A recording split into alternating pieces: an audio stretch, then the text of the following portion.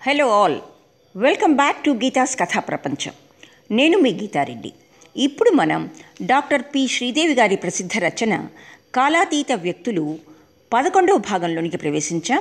ముందుగా 10వ భాగంలో జరిగిన కథ క్లుప్తంగా మీకోసం. ఈ భాగంలో పూర్తిగా ఇందిరకు సంబంధించిన కథ ఉంటుంది. ఆ శనివారం ఇందిర కాస్త నిరాశాపూరితమైన మూడ్లో ఉంటుంది. కుళాయిలో నీళ్లు రావు, నాన్న చేసిన కాఫీ ఏడ్చినట్లు ఉంటుంది, చేతిలో చిల్లిగవ్వ ఉండదు. ఈ విధంగా అనుకుంటూ ప్రపంచం పట్ల అసంతృప్తితో విసుక్కుంటూ ఉంటుంది ఇందిర. అప్పటికి పక్షం రోజులైన అజాపజా లేని ప్రకాశం పట్ల ఆశ వదులుకుంటుంది ఆమె. అద్దంలో ముఖం చూసుకొని 22 ఏళ్లకే ముసల్దానైపోతున్నానా అనుకుంటుంది. జీవితం ఇంత వెల్తిగా ఉందేమిటి అనుకుంటూనే, చూస్తానుగా ఈ వెధవ ప్రపంచం నాకెందుకు లొంగిరాదో అని కూడా అనుకుంటుంది. ఆఫీస్లో స్టెనో వైదేహి గైర్హాజరు కావటం వల్ల ఆ పనంతా ఇందిర నెత్తిన పడుతుంది. ఆ చికాకులోనే ప్రకాశం వ్రాసిన ఉత్తరం ఆమె చేతికి అందుతుంది. ఇందిర ముఖం జేవురిస్తుంది. అయినా తనకు తనే ధైర్యం చెప్పుకుంటుంది. ఈలోగా వైదేహి రెండో అన్న ప్రసాద్ ఇందిర కోసం వచ్చి ఏదో అర్జెంటు పని అంటూ బయటికి రావాల్సిందిగా ఆమెను ప్రాధేయపడతాడు. ఇందిర అతన్ని చెడామడ దులిపి పారేస్తుంది, ఏమాత్రం సంకోచం లేకుండా. వైదేహి ఇల్లు వదిలిపెట్టి పారిపోవటాన్ని ఇందిర సమర్థించడమే కాక, ఆమె పట్ల ఇంట్లోని కుటుంబ సభ్యులు అనుసరిస్తున్న అతి సంరక్షణ విధానం వల్ల వైదేహి ఉక్కిరి బిక్కిరి అవుతున్న విషయాన్ని అతడి దృష్టికి తీసుకువచ్చి ప్రసాద్కు గడ్డి పెడుతుంది. వైదేహి తన ఇంటికే పారిపోయి వచ్చేసిన సంగతి ఇందిరకు తెలియదు. వైదేహి అన్న ఇందిర ఇద్దరూ ఇందిర ఇంటికి వస్తారు. ఆనందరావు వైదేహి కోసం కావాలంటే ఇంట్లో గాలించుకోమంటాడు, కానీ పై గదిలో దాక్కున్న ఆమె ఆచూకీ తెలుపడు. ఆ మాట ఈ మాట ఇందిరతో ప్రాధేయపడి మాట్లాడి వైదేహి అన్న ప్రసాద్ వెళ్ళిపోతాడు. ప్రకాశం వ్రాసిన ఉత్తరాన్ని తండ్రిపై గిరాటు వేసి పైన ప్రకాశం రూములో ఉన్న వైదేహి వద్దకు పోతుంది ఇందిర. ధైర్యంగా పరిస్థితులను ఎదుర్కోవాలి, కానీ ఇలా పారిపోయి వస్తే మరింత చులకన కావటం తప్ప ప్రయోజనం ఏమి ఉంటుందని వైదేహిని ప్రశ్నిస్తుంది ఇందిర. ఇందిర వైదేహి ఇరువురు ఎదుటివారి పరిస్థితిని తలుచుకుని ఎదుటివారి పరిస్థితే తన పరిస్థితి కంటే మెరుగ్గా ఉందని భావించుకుంటారు. పిరికితలం వల్ల ఏమీ సాధించలే. ఈ రాత్రికి ఇక్కడుండి రేపు మీ ఇంటికి వెళ్ళిపో. నేను వచ్చి మళ్ళీ నీ పెళ్లి విషయంలో జోక్యం చేసుకోకుండా మీ వాళ్లకు బుద్ధి చెప్పి వస్తాను అంటుంది ఇందిర వైదేహితో. ఇంట్లోనే గెలిచి బ్రతకలేని దానివి మరొక చోటుకి వెళ్ళి హాయిగా బ్రతికేస్తాననుకుంటున్నావా? ధైర్యం ఉండాలమ్మాయి దేనికైనా అని హితోపదేశం చేస్తుంది. ఈలోగా ప్రకాశం వెర్రిమొహం వేసుకుని వస్తాడు. ఇందిర కోసం అందరినీ తప్పించుకుని కట్టుబట్టలతో వచ్చేశానని, ఆమె ఏది చెబితే అది చేయటానికి సిద్ధంగా ఉన్నానని అంటాడు. కానీ ఇందిర, దొంగతనంగా పారిపోయి రావటం ఒక ప్రతిభ అనుకుంటున్నావా? ఇలా ప్రాధేయపడి నా జాలిని రెచ్చగొట్టి నువ్వేమీ సాధించలేవు. నిన్ను నేను అంటగట్టించుకోలేను. నేను నీకోసం కాచు కూర్చోలేదు. అన్ని హక్కులు ఉండి నీ మేనమామని ఎదిరించలేని పిరికివాడివి నువ్వు. నీకు నాకు కుదరదు. నాతో ఇక బేరాలేం పెట్టకు. నీకు నీ మేనమామ చూసిన సంబంధమే తగింది కాబట్టి ఇంక నన్ను విసిగించకు అని గీత గీసి తుడిచేసినంత సులువుగా నిష్కర్షగా ప్రకాశాన్ని వదిలించుకుంటుంది ఇందిర. ఇక 11వ భాగంలో కథ ఈ విధంగా మొదలవుతుంది. వంటింట్లో కంచాలు వేస్తున్న ఆనందరావు ప్రకాశం రాక గమనించలేదు. మొహం కడుక్కోవడానికి లోపలికి వచ్చిన వైదేహిని చూసి, ఏమమ్మా ఒక్కర్తెవు మేడ మీద కూర్చుంటే మరీ విచారంగా ఉంది కదూ, పద మొహం కడుక్కో, భోజనాలు చేద్దాం. చలికాలం రాత్రి 8 అవ్వలేదు, అప్పుడే ఎంత చీకటి పడిపోయిందో చూసావా అన్నాడు బాతాఖానీ ధోరణిలో. ఎవరో వచ్చారండి, ఇందిర అతను మేడగదిలో మాట్లాడుకుంటున్నారు అంది వైదేహి జంకుగా ఏదో బిడియపడుతూ. అతను ఎవరా అతను ఆశ్చర్యంగా అన్నాడు ఆనందరావు. వైదేహి ఇంకా బిడియపడుతూ, నాకు తెలీదండి అంది. ఓహో అనేసి ఆనందరావు పనిలో నిమగ్నుడయ్యాడు. అన్నీ అమర్చి మెట్ల గదిలోకి వచ్చేసరికి అతనికి మెట్లు దిగుతున్న ఇందిర కనబడింది. ఎవరిందిరా వచ్చారట అన్నాడు. ఇందిర జవాబు చెప్పలేదు. ఆమె మొహం ధుమధుమలాడుతోంది. ఇంటివాడి గుమస్తానా అన్నాడు. అసలే పట్టలేని ఉద్రేకంతో ఉందేమో ఆ ప్రశ్న వినేసరికి ఆమెకు మరింత తిక్కరేగింది. నీ మొహం నాన్న, రాత్రి 8ంటికి ఇంటివాడి గుమస్తాను తీసుకుని మేడ్రూమ్లో కూర్చుంటానా? ప్రకాశం ఊడిపడ్డాడు. నాట్ పెయిడ్ ఉత్తరంలాగా నన్ను ఉద్ధరించడానికి వచ్చాడట. అంతా నన్ను ఉద్ధరించేవాళ్లే అంటూ అరిచింది. ఆనందరావు నిదానంగా, అదేమిటి, మధ్యాహ్నమే కదూ లెటర్ వచ్చిందన్నావు? అవును, ఇప్పుడు మనిషే ఊడిపడ్డాడు అని విసురుగా వెళ్ళి వాలు కుర్చీల్లో వాలిపోయి చేతులు 2 వెనక్కి ఆంచి, మరో కంచం కూడా వెయ్యి, హీరోకి భోజనం పెడదాం, పాపం రైలు ప్రయాణం చేసి అలసిపోయి ఉంటాడు అంది. ఇంతలో వైదేహి వచ్చి బితుగ్గా గోడకు చేరబడి నిల్చుంది. ఇందిర దృష్టి ఆమె మీద పడింది. అదేమిటి వైదేహి, అలా నిల్చుండిపోయావేమిటి? ఇలా రా, కుర్చీలో కూర్చో అంటూ ప్రక్కనే ఉన్న కర్ర కుర్చీని తనకు దగ్గరగా జరిపింది. వైదేహి మాట్లాడకుండా వెళ్ళి అందులో కూర్చుంది. వైదేహి చేతుల్ని తన ఒళ్ళోకి తీసుకుని, మా వైదేహి మంచి పిల్ల, ముద్దొచ్చే కుందేలు పిల్ల ఏ అంది గోముగా. ఆనందరావుకు ఆమె ధోరణి ఆ క్షణంలో అర్థం కాలేదు. ప్రకాశం రాకకు ఆ అమ్మాయి సంతోషిస్తున్నదా, కోపం తెచ్చుకుంటున్నట్లా? ప్రకాశం ఉత్తరాన్ని ఇందాకనే చదివాడు తను. ఆమె మేడ మీద వైదేహితో మాట్లాడుతున్నప్పుడే చదివాడు. సంగతులు గ్రహించాడు. తన పెళ్లికి బలవంతంగా అన్ని ఏర్పాట్లు జరిగిపోయాయని రాశాడు. జరిగిన దానికి క్షమించి తనను మర్చిపోమన్నాడు. అలా రాసిన మర్నాడే ఉండబట్టలేక రైలెక్కి వచ్చేశాడన్నమాట అనుకున్నాడు ఆనందరావు. ఆ క్షణంలో మెరుపు వలె అతని బుర్రలో భయం మెరిసింది. ఇది అని చెప్పలేని ఒకానొక అనిర్వచనీయమైన భయం. కొంపదీసి ఈ అనుబంధం స్థిరపడిపోతుందా? బాగుంది, అక్కడికి 2 అయ్యారన్నమాట జైలు నుంచి తప్పించుకున్న మనుషులు అంటూ ఇందిర ముఖం కేసి చూసి చిరునవ్వు నవ్వాడు. ఆ మాట విని వైదేహి ఉలిక్కిపడింది. పాలిపోయిన ఆమె మొహం దీపకాంతిలో మరింత వివరణంగా కనబడింది. ఇందిర తండ్రి ముఖం కేసి తీక్షణంగా చూసి, నీకు ఆ భయం అక్కర్లేదులే, మళ్ళీ ఎవళ్ళ జైల్లోకి వాళ్ళు తెల్లారేసరికి వెళ్ళిపోతారు, మిగిలిపోయేది మనమిద్దరమే, మనల్ని జైల్లో పెట్టే దమ్ములు ఎవరికీ లేవు కనుక నువ్వు నిర్భయంగా ఉండొచ్చు అంది. ఆ కంఠంలో మామూలు వ్యంగ్యం కంటే ఎక్కువ ఎత్తిపుడుపు వినిపించింది ఆనందరావుకి. కంచాలు పెట్టేశాను, ఆ ప్రోగ్రాం కాస్త పూర్తి చేసేద్దాం పోనీ అన్నాడు ఆనందరావు లేని చిరునవ్వు పెదవుల మీద వెలిగిస్తూ. ఇందిర దిగ్గున లేచి మేడ మీదకు వెళ్ళింది. రూమ్ చీకటిగా ఉంది. స్విచ్ వేసి లైట్ వేసింది. మంచం మీద దుప్పటి ముసుగు దన్ని పడుకున్నాడు ప్రకాశం. భోజనానికి పదా ప్రకాశం అంది ఇందిర ముసుగు ఊడదీసి. ప్రకాశం లేచి కూర్చున్నాడు. నాకు ఆకలి లేదు ఇందిర, మీరంతా తినండి. ఏడ్చినట్లుంది, పగలల్లా రైలు ప్రయాణం చేసిన వాడివి ఆకలి లేకపోవడం ఏమిటి? వెర్రి వేషాలు ఇక పద, ఉన్న క్యారియర్ 4 సర్దుకుందాం అంది. ప్రకాశం నెమ్మదిగా లేచి ఆమె దగ్గరగా నిలబడ్డాడు. చేతులు ఆమె భుజాల మీద వేసి, కొండంత ఆశతో అన్నింటికీ తెగించి వచ్చాను. సంతోషించడానికి బదులు కోపం తెచ్చుకున్నావు. నాకెంత బాధగా ఉంటుంది చెప్పు. కోపం తగ్గిందను అంటేనే కానీ భోజనానికి రాను అన్నాడు ప్రాధేయపడుతూ. అతని చేతుల్ని నెమ్మదిగా విడిపించుకుని ఇందిర, నాకు నీ మీద కోపం లేదు ప్రకాశం, నిన్ను చూస్తుంటే జాలి వేస్తోంది అంతే, అవన్నీ తర్వాత మాట్లాడుకుందాం కానీ ముందు అన్నానికి పద అంది. ప్రకాశానికి కొండంత బలం వచ్చింది. ఇంకా కోపం పోయి ఎప్పటి ఇందిరే తన ఇందిరే అయిపోయిందనిపించింది. పద అన్నాడు. ఇద్దరూ మెట్లు దిగుతుంటే, ఆ అమ్మాయి ఎవరు అన్నాడు.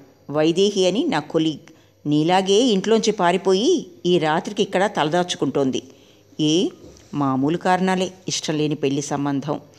ఆ అమ్మాయినేమీ ప్రశ్నలు వేయి కుసుమా అంది. అబ్బే నాకెందుకు లేనిపోని గొడవ అన్నాడు ప్రకాశం. ఇద్దరూ క్రిందకు దిగాక, ఏం ప్రకాశం అనుకోకుండా వార్నింగ్ ఇవ్వకుండా వచ్చేశావు అన్నాడు ఆనందరావు. అవునండి, బుద్ధి పుట్టింది వచ్చేశాను, అంతా సజావుగానే సాగిపోతోందా అంటూ కుశల ప్రశ్నలు వేశాడు ప్రకాశం. ఆహా, అంతా దేవేంద్ర భోగంగా సాగిపోతుందనుకో. భవన్నారాయణ నాకు షష్ఠి పూర్తి ఉత్సవం చేయిస్తానంటున్నాడు. ఆ సందర్భంలో ఒక 60,000 వసూలు చేస్తానంటున్నాడు. మీరేమన్నారు? అప్పుడే నాకు షష్ఠి పూర్తి ఏమిటో కుర్రాడిని. నిజమేలేండి, ఇందిర ఎంచేతో ఆ సంభాషణలో కలుగజేసుకోలేదు. వైదేహికి ఆ వాతావరణమే క్రొత్తగా వింతగా కనబడింది. నలుగురు కూర్చుని ఇంచుమించు మౌనంగా అన్నాలు ముగించారు. ఆనందరావు 2-3 ఛలోక్తులు విసిరి ఏవో కథలు చెప్పడానికి ప్రయత్నించాడు కానీ ఎవ్వళ్ళు వినిపించుకోలేదు. భోజనాలు అయ్యాక కంచాలు తీయటానికి ప్రయత్నిస్తే, నీకెందుకు ఆ గొడవ వైదేహి, అలాగే ఉంచాయి, మాకదే అలవాటు, ప్రొద్దున పని మనిషి తీస్తుంది అని వైదేహిని రెక్కపుచ్చుకొని ముందు గదిలోకి లాక్కొచ్చేసింది. కాసేపు అందరూ పేపర్లు పత్రికలు తిరగేశారు. కొంతసేపు అయ్యాక ఇందిరే నిశ్శబ్దాన్ని భంగం చేస్తూ, వైదేహి నిద్రొస్తుందా, పద మనిద్దరం పోయి మేడ మీద పడుకుందాం, వీళ్ళు క్రింద పడుకుంటారు అంది. వైదేహికి నిద్ర రావటం లేదు కానీ ఆమెతో కాసేపు ప్రత్యేకంగా మాట్లాడాలని పద పోదాం అంది. నాన్న, నీ మంచం ప్రకాశానికిచ్చి పరుపు నువ్వేసుకో, పెట్లోది చాకింటి దుప్పటి ఒకటి తీసి అతనికిస్తే పడుకుంటాడు, ఎలాగో ఇద్దరు సర్దుకోండి అంది ఇందిర. ఆనందరావు ఏమనుకున్నాడో ఏమో చివాలన లేచి, అలాగే చేద్దాం, దానికేముంది, కానీ నేను కాసేపు అలా తిరిగి వస్తాను, ఇంకా 9 కూడా కాలేదు, కొంచెం ఆలస్యమైన కంగారు పడకు, బుద్ధి పుడితే 2వ ఆట సినిమా చూసొస్తాను అన్నాడు. అదే అలా బుద్ధి పుట్టింది వాళ్ళ, 9 అయితే నిద్ర కాగలేని వాడివి ఇవాళ షికారు కావాల్సి వచ్చిందా నీకు అందామె. ఇవాళ నిద్ర రావటం లేదు, మరి ఏం చేయమంటావు? సరేలే వెళ్ళు, 2వ ఆట ఏం కర్మ, 3వ ఆట కూడా చూసి ఆ తర్వాత భవన్నారాయణతో కబుర్లు చెప్పి తెల్లారాక రా, ధనుర్మాసం గనక కాస్త పుణ్యం సంపాదించుకో, డబ్బులు కావలిస్తే నా బ్యాగ్లో ఉన్నాయి తీసుకో అందామె. వాళ్ళిద్దరి సంభాషణలోనూ ఉన్న ధ్వని వాళ్ళిద్దరికీ అర్థమైంది కానీ ప్రకాశానికి వైదేహికి అర్థం కాలేదు. తండ్రి కూతురు అలా మాట్లాడుకోవడం ప్రకాశం ఇదివరకు ఎన్నడూ వినలేదు. ఆనందరావు లాల్చీ వేసుకొని డబ్బులు తీసుకుని వెళ్ళిపోయాడు. అతను వెళ్ళిపోయిన గుమ్మం వైపు పస్తాయించి అలా చూసి ఇందిర వైదేహి వైపు తిరిగి, వైదేహి పోయి పడుకుందాం అంది. ఇద్దరూ మౌనంగా మేడమెట్లెక్కేశారు. మంచం ఓ మూలకు నెట్టి క్రిందనే చాపలు వేసి ఇద్దరికీ పక్కలు ఏర్పాటు చేసింది ఆమె. పక్క మీద ఓరగా కూర్చుంటూ, నీకు త్వరగా పడుకోవటమే అలవాటా ఇందిరా అంది వైదేహి. లేదు వైదేహి, నాకు పద్ధతి అంటూ లేదు, ఒక్కొక్క రోజు తెల్లవార్లు మేలుకుంటాను హాయిగా, ఒక్కొక్క రోజు దీపాల వేళ భోంచేసి పడుకొని మర్నాడు 9 దాకా లేవను. వైదేహికి ఆశ్చర్యం వేసింది. అదృష్టవంతురాలివి, మా ఇంట్లో ప్రొద్దున్ని లేచిపోవాలి, ఎంత రాత్రి దాకా మేలుకున్నా సరే, లేకపోతే మా చిన్నన్నయ్యకి కోపం వస్తుంది, వాడు పడుకోడు, ఇంకొకళ్ళను పడుకోనివ్వడు అంది. కొంతమంది అంతేలే, వాళ్ళు సుఖపడరు, ఎదుటి వాళ్ళని సుఖపడనివ్వరు. పోనీలే ఆ గొడవ దేనికి కానీ, ఏమిటి నీ ప్రోగ్రాం, తెల్లారాక ఏం చేయదలుచుకున్నావు అంది ఇందిర. వైదేహికి ఏం తోచలేదు. తెల్లారాక ఏం చేయడం, అసలు ఇంత తెల్లారకుండా ఈ రాత్రి ఇలాగే నిలిచిపోతే ఎంత బాగుండును అనుకుంది. తిరిగి ఆ కొంపకు వెళ్ళాలని లేదు, వెళ్ళక ఏం చేయటం. నువ్వే ఏదైనా సలహా చెప్పు ఇందిరా, ప్రవాహంలో పడి కొట్టుకుపోతున్నాను అంది. ఇందిరకు నవ్వొచ్చింది. నీ మొహం ప్రవాహం, నీకేం వచ్చింది ఇప్పుడు? పొద్దున మీ ఇంటికి నేనే వచ్చి దిగబెడతాను, మరేం భయపడకు, ఎవరూ తల కొట్టి మొలయ్యరు, భయపడుతుంటే మరింత దబాయిస్తారు, ఎదురు తిరిగితే నోరు మూసుకుంటారు. పోనీగాని వైదేహి, ఈ సంబంధం ఎందుకు వద్దంటున్నావు? చెప్పానుగా, సంతలో పశువుల బేరంగా ఇలా అందరినీ నన్ను చేసుకోమని బేరం పెట్టడం నాకు అసహ్యంగా ఉంది ఇందిరా.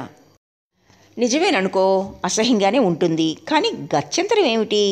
ఈ పశువు కాకపోతే మరో నందికేశుడు, ఎవడో ఒకడు. అసలు ఈ కాలంలో జీవితమే పెద్ద పశువుల సంతలా తయారైంది. అమాయకంగా సుమతీ శతకం నీతులన్నీ నిజమేనని నమ్మి ఆచరణలో పెడితే అందరూ తలో చెయ్యి వేసి మనల్ని వెనక్కు నెట్టేస్తారు.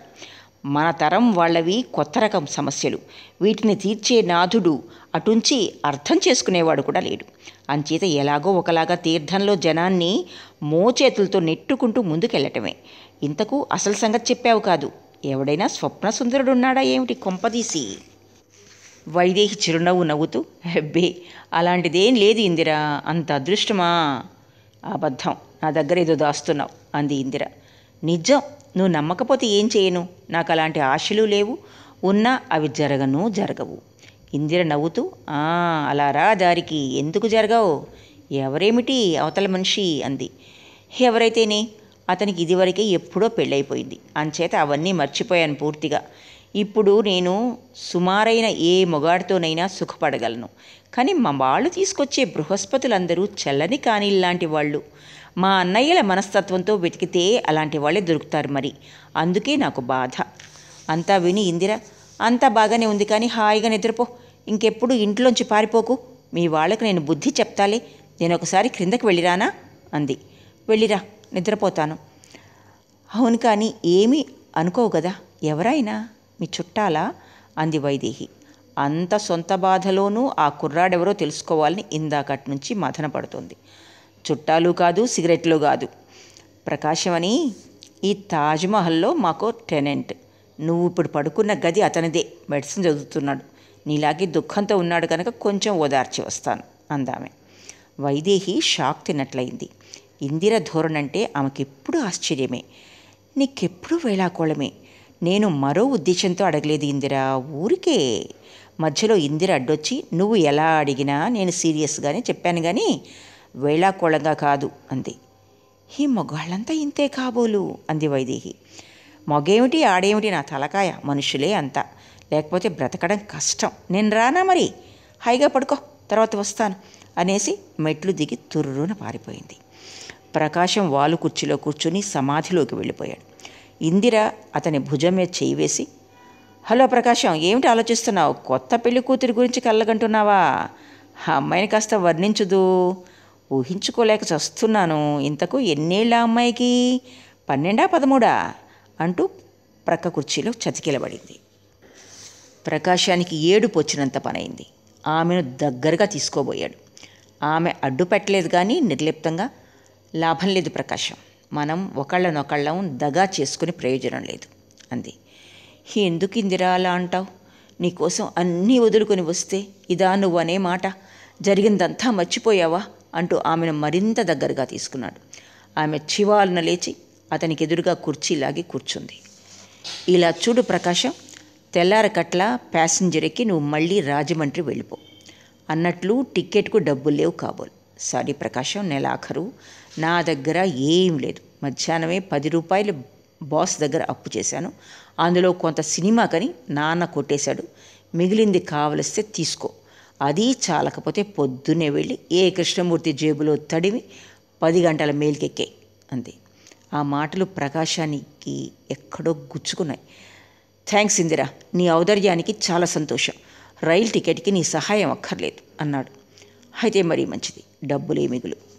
ప్రకాశానికి కోపం, ఉక్రోషం, కసి ఇవన్నీ కలిసిన ఒకానొక ఉద్వేగం ఆవహించి కొంచెం హెచ్చించిన కంఠంతో, ఎంతగా మారిపోయావు ఇందిరా నువ్వు.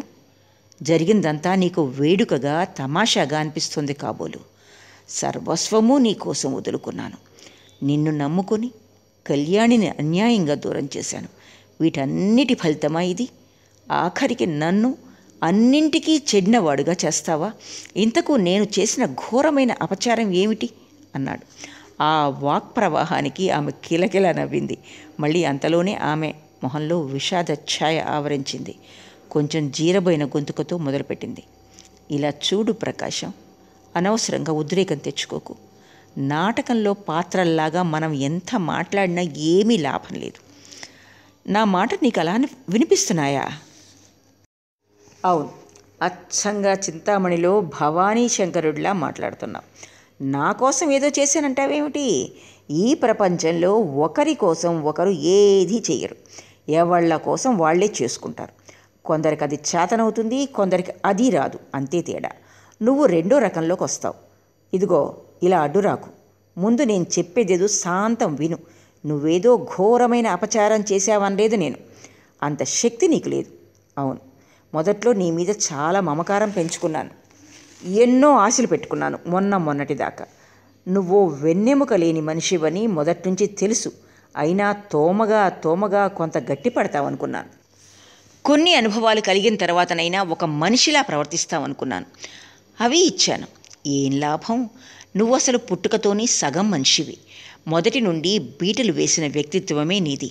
ప్రయత్నించాను కానీ బాగు చేయడం నా తరం కాలేదు అంటూ మధ్యలో ఆగింది.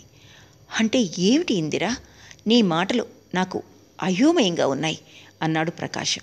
అంటే మరేం లేదు ప్రకాశం, నిన్ను నమ్ముకున్న ఆడది నట్టేట్లో నడమంత్రంగా మునిగిపోతుంది. ఆరంభంలోనే అంశపాదం అన్నట్లు మొదటి పరీక్షలోనే తల వంచేసి లొంగిపోయిన వాడివి ముందు ముందు నన్ను ఎలా ఆదుకుంటావు? లొంగిపోయానా? అయితే అన్నీ వదులుగుని వచ్చింది దేనికిప్పుడు? ఆహా, వచ్చావు రాకే. జైలు తలుపులు తెరిచి ఉన్నాయేమో తాత్కాలికమైన కోరికతో వచ్చేసావు. మళ్ళీ మావయ్య వచ్చి జైల్లో పెట్టేస్తే వెళ్ళిపోతావు. ఏదో ఒక నిశ్చయానికి వచ్చి ఆ నిశ్చయాన్ని అమల్లో పెట్టే ధైర్యం ఉండాలి. కానీ ఎవరెటు లాగితే అటు జోగిపోతే ఏం లాభం చెప్పు? మీ మావయ్యతో యుద్ధం చేసి నిన్ను గెలుచుకోనా? ఒకవేళ నేను గెలిచినా జీవితాంతం నిన్ను కాపాడుతూనే ఉండాలి, రక్షించుకుంటూనే ఉండాలి. దీనికి అంతం ఎక్కడా? బ్రతికున్న నాళ్ళు నీకు గార్డియన్గా నేనెలా చచ్చేది? ఏమిటో ప్రకాశం, ఎంత పోట్లాడినా జీవితం నాకింతకంటే ఎక్కువ ఇచ్చేట్లు కనిపించడం లేదు. నా విషయంలో ప్రతిదీ తలక్రిందుగానే నడుస్తోంది. సాధారణంగా పిల్లలకి తండ్రులు గార్డియన్గా ఉంటారు. ఇది లోకం తీరు. నా దగ్గరికి వచ్చేసరికి తలక్రిందులై నేనే నాన్నకి గార్డియన్గా కావాల్సి వచ్చింది. నా బరువుతోనే చస్తున్నాను. ఆడదాని మనసు నీకు తెలీదు ప్రకాశం. బ్రతుకులో నాకు కావలసిందొకటి, దొరుకుతున్నది ఇంకొకటి. అందుచేత కసి కొద్దీ లోకాన్ని ధిక్కరిస్తున్నాను. నాకు ఓ ఇల్లు, సంసారం, నాది అనిపించుకునే భర్త, పిల్లలు అవేవి అక్కర్లేదనుకోకు. కానీ లాటరీలో నాకు వచ్చినవి ఫైళ్ళు, ఆఫీసు, నా మీద ఒరిగిపోయి బతికేసే నా అన్న. ఇల్లు చూస్తే ఇది ఓ బోర్డింగ్ అండ్ లాడ్జింగ్ హౌస్, అంతేకాని ఇల్లు కాదు. ఎప్పటికైనా దొరికితే నాకు అన్ని విధాల బలవంతుడైన ఒక మగవాడు నేనున్నానులే, నీకేం భయం లేదు, నీ సమస్యలు బరువులు అన్నీ నా మీద పడే అనగలిగే విశాల హృదయం గల మగవాడు. అవసరమైతే నా కోసం సమస్తము వదులుకోగలిగే మగాడు. వెనకటికి ఎవడో అన్నట్లు, ప్రేమ కోరిన త్యాగం చెయ్యలేని వాళ్ళు ప్రేమకి అనర్హులు. అలాంటి మగాడు దొరుకుతాడా? హాయ్ లేదు, అంతకన్నా హాయ్. పై తళుకులకు ఆశించి చిన్న చిన్న సుఖాలు అందించే మగాళ్ళు నా చుట్టూరా కోకొల్లలు. నాకు కావలసిన మొగాడివి నువ్వు ఎలాగూ కాలేవు కూడా. ఇంకో బరువును నెత్తికెత్తుకోవడం దేనికి? ఉన్న బరువు చాలు. ఏమో, నువ్వు మావయ్యను ధిక్కరించి మీ అమ్మను ధైర్యంగా తీసుకొచ్చేస్తే ఏమై ఉండేదో. అప్పుడు నా ప్రకాశం అని సంతోషంగా నీ పాదాల దగ్గర వాలిపోయి ఉండేదాన్నేమో. కానీ మెతుకు పట్టి చూస్తే తెలిసిపోయింది, ఇంకా లాభం లేదు ప్రకాశం, అంతా టూ లేట్. నీకు నాకు గుడ్ బై. కావలిస్తే నీ గదిలో నువ్వు ఉండొచ్చు, ఆ గది నీది కాబట్టి. లేదా రాజమండ్రి వెళ్ళి హాయిగా 13 ఏళ్ల పడుచును పెళ్లి చేసుకుని తిరిగి వచ్చి వేరింటి కాపురం పెట్టుకోవచ్చు, అంతా నీ ఇష్టం అని కాసేపు ఆగి ప్రకాశం ముఖంలోకి చూసి, అంతే, ఇక నేను చెప్పవలసింది ఏం లేదు, పోయి పడుకుంటాను అనేసి దిగ్గున లేచి వెళ్ళిపోయింది. ప్రకాశం వాలు కుర్చీలో అలాగే కొయ్యబారిపోయాడు. తల దిమ్మెక్కిపోయింది. మెదడులో ఏదో 1000 తేళ్లు కుట్టిన బాధ. నరాలు నీరసంతో మూలిగాయి. అతని శరీరంలో అప్పుడు ఆవరించిన వేదన ఏ రకానిదో అతను చదువుకున్న వైద్య శాస్త్రంలో ఎక్కడా లేదు. ఏం జరిగింది తనకు? ప్రకాశం రకరకాలుగా పేక మేడలు కట్టుకున్నాడు. క్షణంలో అవన్నీ కూలిపోయాయి. మేనమామ తనను తీసుకువెళ్ళినప్పుడు ఇంకా జీవితంలో తాను ఏ ఆశలు పెట్టుకోకూడదని నిస్పృహ చెందాడు. పెద్ద పులి వంటి మేనమామ పంజాలోంచి విడిపించుకునే శక్తి తనకు లేదనుకున్నాడు. అతను అలా ఈడ్చుకెళితే అలాగే వెళ్ళాడు. కానీ ఆ నిస్పృహలోంచి, తన చుట్టూ ఆవరించిన ముళ్ళ కంచెల ప్రహరీలలోంచి ఒక సన్నని మార్గం, ఒక చిన్న వెలుగు కనిపించింది అతనికి. పారిపోయాడు. తన సాహసానికి ఇందిర హర్షిస్తుందనుకున్నాడు. నేనున్నాను, నీకేం భయం అని అభయమిస్తుందనుకున్నాడు. అలా జరగలేదు. ఆమె తన పిరికితనాన్ని అసహ్యించుకుంది. తన అవివేకం వల్ల దేన్నైతే ఇన్నాళ్ళు విడివడని బంధం అనుకున్నాడో దాన్ని త్రుటిలో తెంచేసింది. అతని గుండెల్లో రకరకాల స్వప్నాల రైలు బళ్ళు పట్టాలు తప్పి పడిపోయాయి. కోరికల ట్రంకు పెట్టెలన్నీ విరిగిపోయి చల్లా చెదరైపోయాయి. ఒక ఆడదాని తిరస్కారం ఇంత బాధ కలిగిస్తుందా? హఠాత్తుగా అతనికి కళ్యాణి స్ఫురణకొచ్చింది. తను కళ్యాణిని ఏం చేశాడు? ఇంతకన్నా ఘోరంగా తిరస్కరించాడు. ఆ పాపానికి తానిప్పుడు శిక్ష అనుభవిస్తున్నాడా? తలచుకుంటేనే భయంగా ఉంది.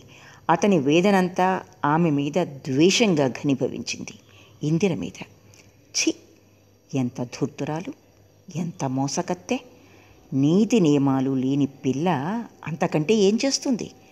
తనకే వివేకం లేకపోయింది. వ్యామోహంలో పడి కొట్టుకుపోయాడు. ఆమెతో గడిపిన అనేక మధుర ఘట్టాలు అతని మనస్సులో గిరగిరా తిరిగాయి. మళ్లీ శరీరంలో అణువణువు కోరికతో మూలిగింది. తనను స్వర్గలోకపు అంచులలో విహరింపజేసిన మొదటి యువతి ఇందిర. ఆమె తిరస్కరిస్తే తను బ్రతకడం ఎలాగా?